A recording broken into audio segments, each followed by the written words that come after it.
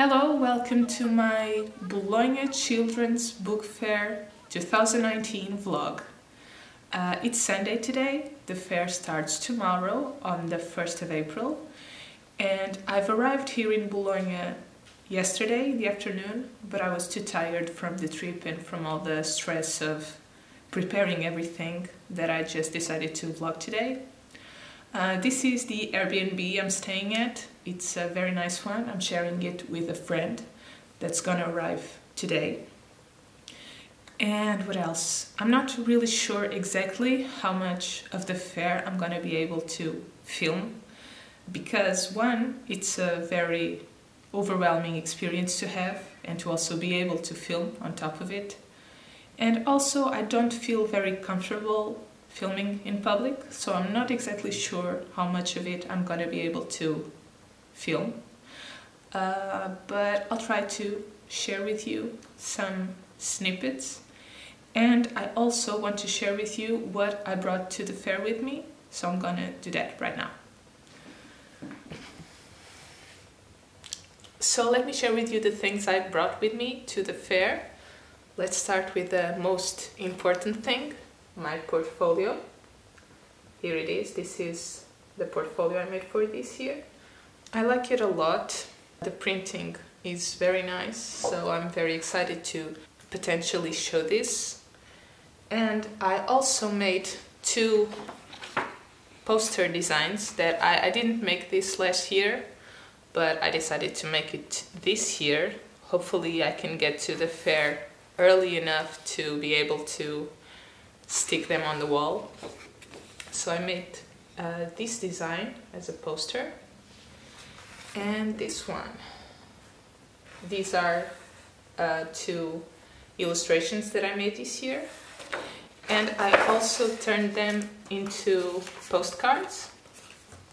Here they are, the postcard version of those, and the backing card, or the back part, I guess, of it with my info.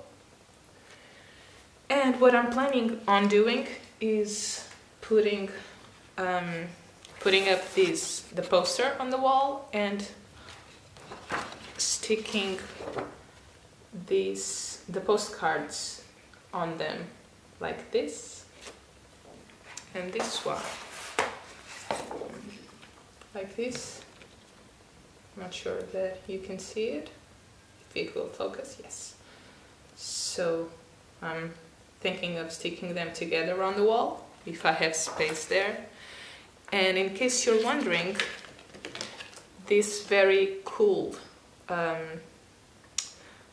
postcard holder was made by my very talented and genius boyfriend.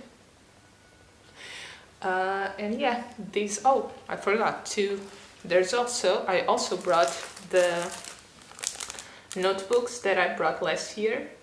I've shown you this already on my Bologna tips video.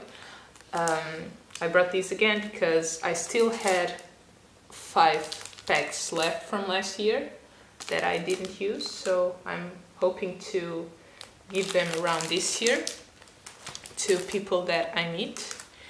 And I also brought my business cards, And I was planning on making new business cards for this year, but to be honest, I'd already spent a lot of money on everything else, so I decided to just use the same ones that I did last year. I still had probably 50 left from last year, so I brought them again.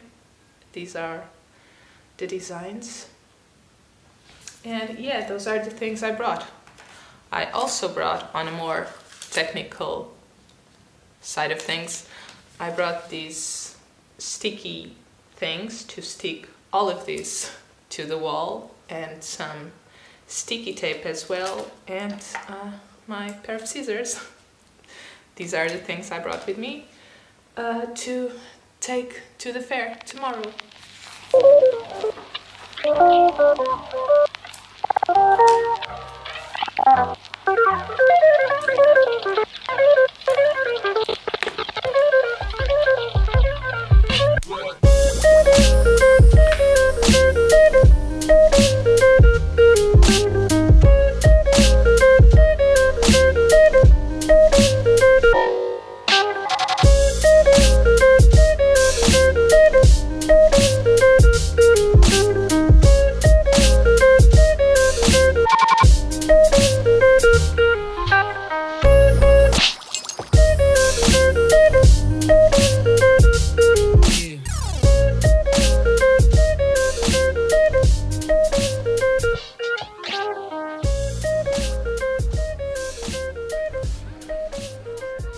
So, first day, it was a Monday, and I was determined not to be as stressed as I was last year, because last time I was just really trying to do all the things at the fair and really trying to make the most of it, and it was a very stressful time to me last year. So this time I was really determined to take it slower and enjoy all the things a lot more, and try not to be as overwhelmed as I was the first time.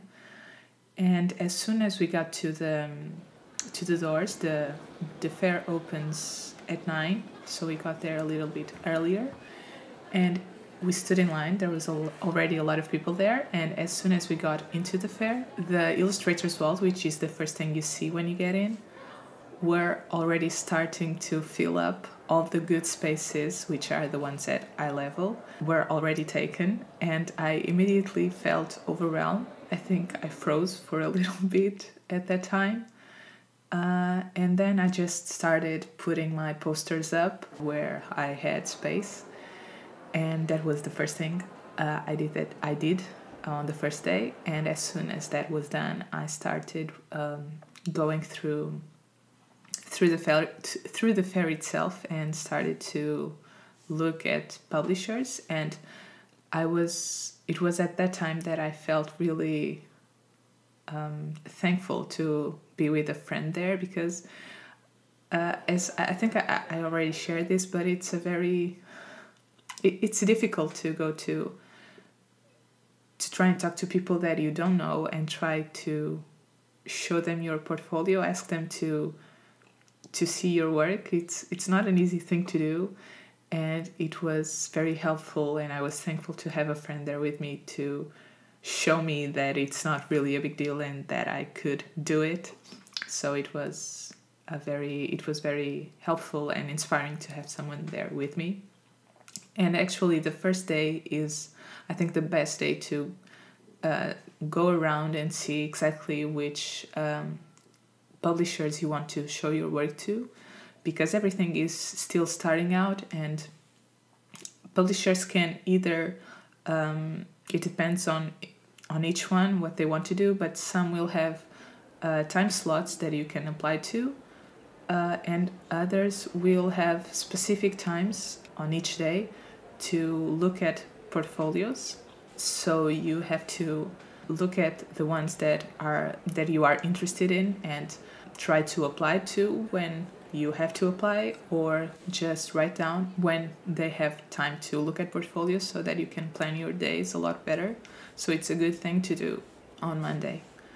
And another highlight of the of Monday, and actually of the whole fair, was looking at my book for the first time.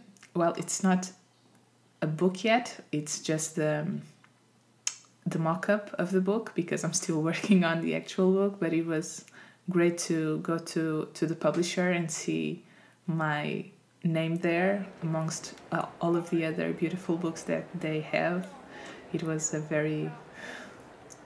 great experience, one of the best that I had on those days. And that was it for day one. It was a very, very tiring day. I was really tired, and I think I went to bed at like 9 or something, because I was really tired of all the walking around, and actually mentally I was mentally drained.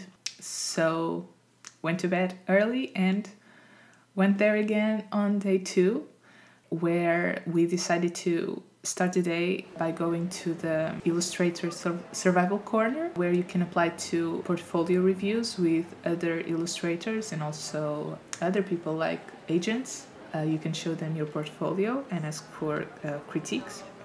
And also that's also where you apply to workshops. So we went there and stood in line again to try and get a portfolio review, and I ended up getting one with an Italian illustrator called Conk, and he works mainly in publishing and editorial illustration, and seeing him was also very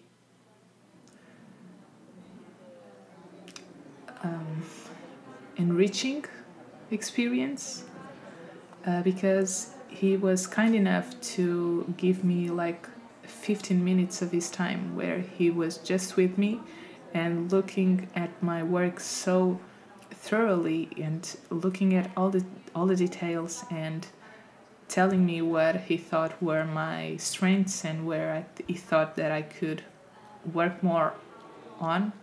So it was great to have a fellow illustrator with a lot more experience than I have look at my things and tell me what he thought. So it was a great experience to have.